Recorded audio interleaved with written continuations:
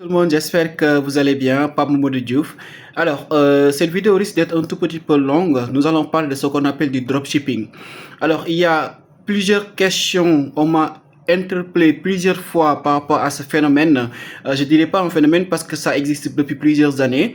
Moi, personnellement, depuis 2018, j'ai embrassé ce qu'on appelle le monde du numérique, surtout le e-commerce avec une boutique en ligne que j'ai créée avec un ami qui existe ici au Sénégal et dans quelques pays de la sous-région.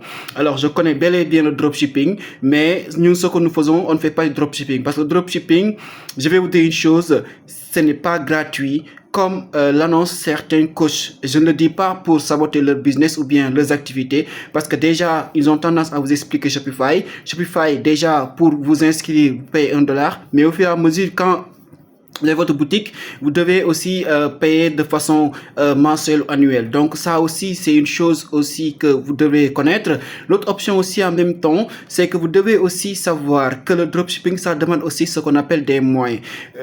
La personne qui réussit plus sur le dropshipping est la personne qui a ce qu'on appelle un stock. Alors, si on parle de dropshipping, on peut le faire sans stock. Alors qu'en Afrique, il y a plusieurs barrières et limites. C'est hyper compliqué souvent de pouvoir travailler via ce qu'on appelle Internet et surtout le système de paiement. Parce que pour payer avec dropshipping, vous devez payer avec ce qu'on appelle PayPal ou Stripe. Alors que ces deux plateformes, souvent, fintech sont souvent compliquées et ne sont pas faciles à utiliser par ce qu'on appelle par les Africains. Autre option aussi, il faut savoir que le dropshipping aussi, en même temps, il faut avoir ce qu'on appelle cette possibilité, cette capacité de pouvoir booster vos produits. C'est important parce que si vous ne boostez pas, si vous créez votre boutique, vous devez créer ce qu'on appelle des campagnes de publicité, que ce soit sur Facebook, sur Instagram, et puis sur ce qu'on appelle Google Ads, etc.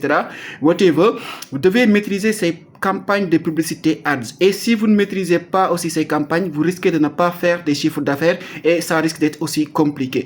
En même temps aussi, il faut savoir dépenser aussi, surtout miser, parce que déjà, vous savez, tous avec ce qu'on appelle le boostage sur les réseaux sociaux, plus vous misez dans une somme, plus vous avez de fortes chances de pouvoir vendre ce qu'on appelle sur Internet et d'avoir ce qu'on appelle des clients. Alors, moi, ce que j'ai l'habitude d'expliquer, il faut faire le dropshipping à la sénégalaise. Dropshipping à la sénégalaise, c'est quoi? Très simple.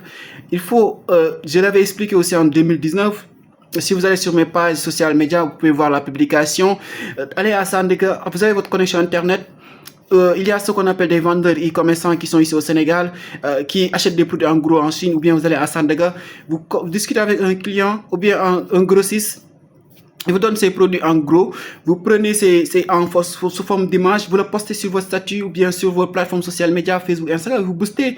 Là, c'est beaucoup moins risqué et vous avez de fortes chances aussi de pouvoir réaliser ce qu'on appelle des chiffres d'affaires sur ce qu'on appelle ces plateformes. Donc, c'est important de pouvoir prendre en compte ces informations et je parle bel et bien en connaissance de cause. Et aussi, c'est différent ce qu'on appelle de l'affiliation aussi. C'est différent et l'affiliation, nous allons y revenir après pour vous expliquer comment ça se passe. Merci beaucoup.